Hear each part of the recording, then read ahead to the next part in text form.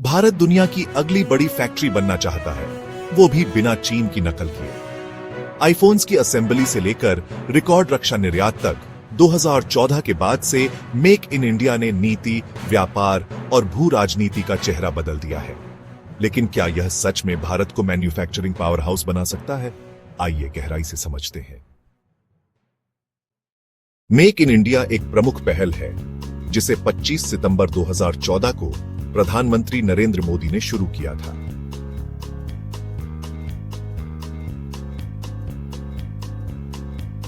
इसका उद्देश्य है घरेलू मैन्युफैक्चरिंग बढ़ाना, विदेशी निवेश, एफडीआई लाना और लाखों नौकरियां पैदा करना।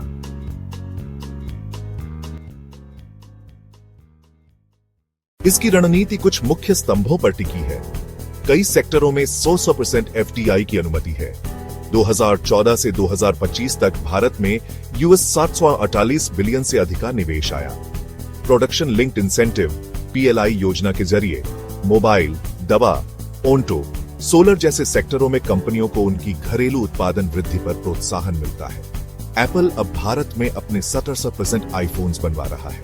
रक्षा उत्पादन R6.5 लाख करोड़ और निर्यात RS30-600 करोड़ तक पहुंच चुका है।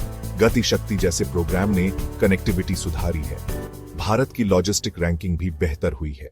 मैन्युफैक्चरिंग लाखों नौकरियां देता है, निर्यात बढ़ाता है और आयात पर निर्भरता घटाता है। आईफोन, इलेक्ट्रॉनिक्स, ऑटो, फार्मा और रक्षा जैसे सेक्टरों में स्थानीय इकोसिस्टम तेजी से बन रहा है।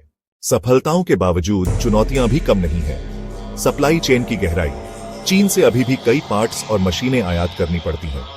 लॉजिस्टिक लागत, यह अब भी ओईसीडी देशों से ज्यादा है। रेगुलेशन, जमीन, श्रम और एमएसएमई सेक्टर में सुधार की जरूरत है।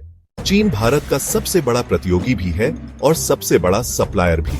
भारत अब चाइना पान रणनीति का हिस्सा है, जहां कंपनियां चीन के बाहर विकल्प तलाश रही हैं और भारत इसका बड़ा लाभार्थी है।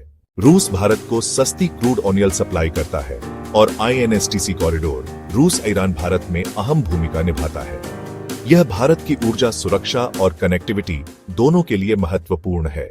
भारत पाकिस्तान के बीच 2019 से व्यापार लगभग बंद है। पाकिस्तान से कोई बड़ा इनपुट नहीं आता, लेकिन इसका असर कनेक्टिविटी पर पड़ता है। भारत को मध्य एशिया तक पहुंचने के लिए पाकिस्तान की बजाय चाबहार पोर्ट का इस्तेमाल करना पड़ता है। अमेरिका भारत का सबसे बड़ा बाजार और टेक्नोलॉजी पार्टनर है। एप्पल का भारत शिफ्ट होना इसका उदाहरण है। लेकिन 2025 में बढ़ते अमेरिकी टैरिफ भारतीय निर्यात और निवेश को प्रभावित कर सकते हैं। ईयू भारत का प्रमुख व्यापारिक साझेदार है। इंडिया ईयू एफटीए वार्ता चल रही है और यदि 2025 तक समझौता हो जाता है तो यह मेक इन इंडिया को हाई वैल्यू मार्केट और यूरोपीय निवेश उपलब्ध कराएगा। ईरान भारत के लिए कनेक्टिविटी का दरवाजा है। चाबहार पोर्ट और आईएनएसटीसी से भारत को रूस, मध्य एशिया और यूरोप तक तेज और सस्ता रास्ता मिलता है।